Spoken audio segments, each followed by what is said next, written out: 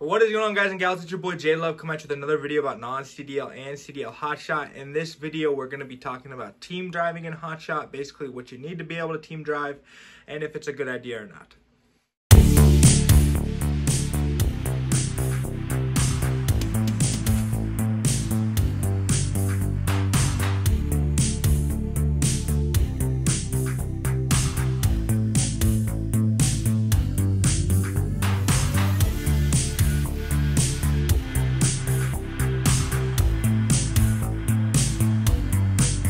Well, guys and gals, thank you so much for being here. Thank you for being a part of this channel. If you don't know who I am, my name is Jason Love. I'm co-owner of Flash Love Logistics LLC. We are a logistical company out of Missouri. We're doing Hotshot right now. We do medium duty hauling, and we're about to be doing heavy hauling, getting a semi truck on the road, getting some flatbeds. That's what we want to do. We want to expand this business, just be a huge, magnificent empire. That's the goal.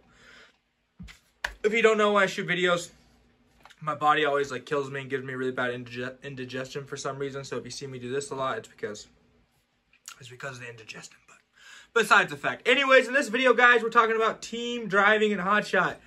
Now, first off, I want to talk about the problems I see with team driving in Hotshot, okay? So if you guys don't know, if you're doing Hotshot trucking or medium duty hauling or whatever, you probably have an F350, F450, F550, or the Chevy or Ram equivalent of that truck.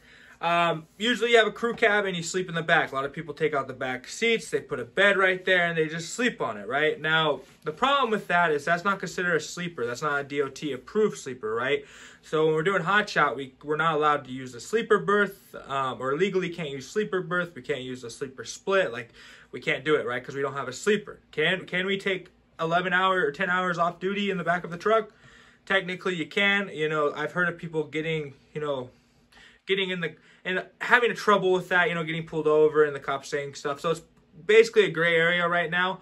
But the thing with team driving is for the person to be able to, for one guy to be able to drive and the other one to be able to take a nap or take his time off, he needs to be in a sleeper, right? So if you're going to do team driving in a Hotshot, you need to build a DOT approved sleeper like what our driver Ray has.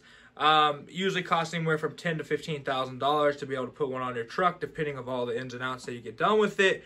But that's going to be step number one. You will have to have a DOT approved sleeper to be able to team drive, which is going to cost a nice penny. So definitely have that in mind. Second thing I see that makes it kind of hard to be able to team drive in Hotshot is going to be the rates. Now I'd say probably 1 out of 50 loads I look at on the load board are super expedited or would be a load that needs a team. They'll have in the comments is a team load, super expedited, 1,200 miles, we need it tomorrow type of thing.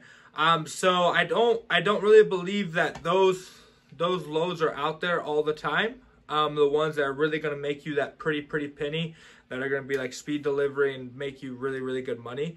A lot of the loads are expected to take the time that is needed to be able to deliver the load.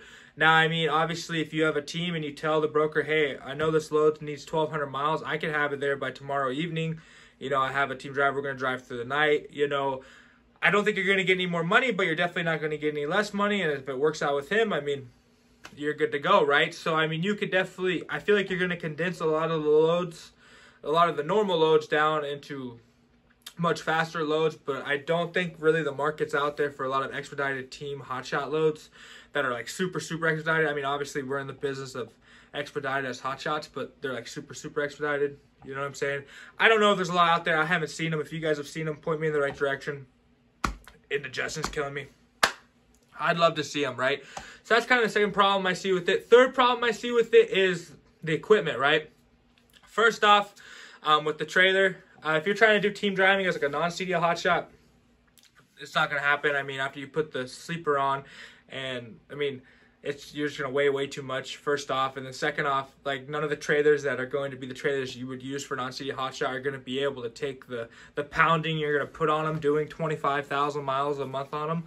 I know the problems we've had with the non-CDL trailers we've had with the axles, with the tires, with just little things, the lights, and so the equipment that a lot of times we use for Hotshot isn't made for to do excessive miles on the roads, especially these gooseneck trailers. So I do feel like you're going to have a lot of problems with the trailers you use.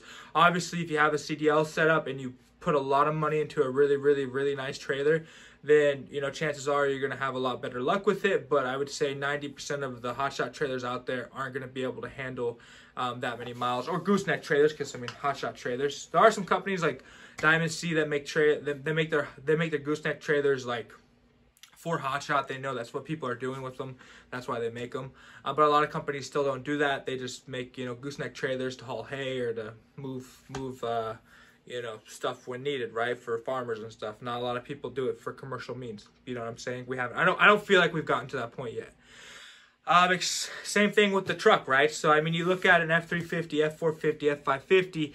A lot of times these trucks are only, before they need a major mechanical intervention, they're only going to be lasting about 250,000 to 300,000 miles before they might need an engine rebuild, before they need some work on the transmission, or you know, they need to get some work put into them, right? So if you're doing 25,000 miles a month and you're going really hard, you know, that's basically only going to be 10 months of driving. Now, the reason team driving works really well and big rig is because these trucks last up to, you're going to do about the same amount of miles, but these trucks last up to about 800,000 miles without needing any major mechanical intervention. You know, if you guys have had better luck with your equipment, please let me know in the comments. But this is just something that I know and I've heard and I've seen, is that, you know, these trucks, we've been having to do a lot of small mechanical things on them when we're only running 10,000 miles a month. Just expand that by 2. I mean, you're gonna have to do 2 oil changes a month on it. You're gonna have to, you know, do a lot of little things that is gonna add up, and then after 10 months, you're going to have to be planning for, you know, maybe an engine rebuild, or you're going to have to plan for a transmission rebuild. And that's only if you haven't had a problem with something else before that point, right? Because these trucks aren't made to really be used to that extent. You know what I'm saying? So that's definitely something to look into. So those 3 reasons I would kind of stay away from team driving and Hotshot. I don't think it's really the best idea. If you're doing it and you've seen a lot of value in it, please leave a comment below. Help me understand, because the way I'm looking at it, I'm not really seeing much value in it. I'm not seeing the reason people are doing it. Do I think it's super, what's the word, applicable in semi-truck? Yes, I do, because the trucks do last a lot longer. There's a lot more freight out there for it. A lot of people, there's a lot more expectation for team driving at that extent, and not so much in the Hotshot realm. But yeah, guys, I hope you guys can learn a little bit from this. If you still want to do team driving and Hotshot, do I think you can make over $10,000 a week? Sorry, indigestion. With the right freight, you definitely can. I mean, if you can get over $2 a mile on a load, if you can get $250 on a load and it's 1,200 miles, I mean, do the math. It's like $2,900, $3,000, and you could do that in a day and a half. So you could definitely be making over $10,000 a week, as long as you find the right freight and you invest in your equipment. But I definitely would not even think about doing it if I didn't have the right equipment for it. I mean, you're talking, you need a truck with a DOT-approved sleeper. You need a really nice trailer. A nice trailer is probably going to cost you anywhere from $18,000 to $24,000. The truck's going to cost you anywhere from $75,000 to $100,000, depending on what you get. I mean, with a setup like that, you can definitely have the right equipment to be able to attempt something like this. But yeah, guys, I hope everything's going well. Thank you guys so much for watching this video. I hope you could learn something. If you guys have any questions, comments, concerns, if you didn't really like what I said today and you think I'm wrong, drop it down below. Ain't no thing. I'm learning here with you guys as well. Like I said, just things that I've seen, I've heard, and what I've talked about with people. But I love you guys so much. Thank you guys for watching this video, and I hope you all have a great day. Deuces.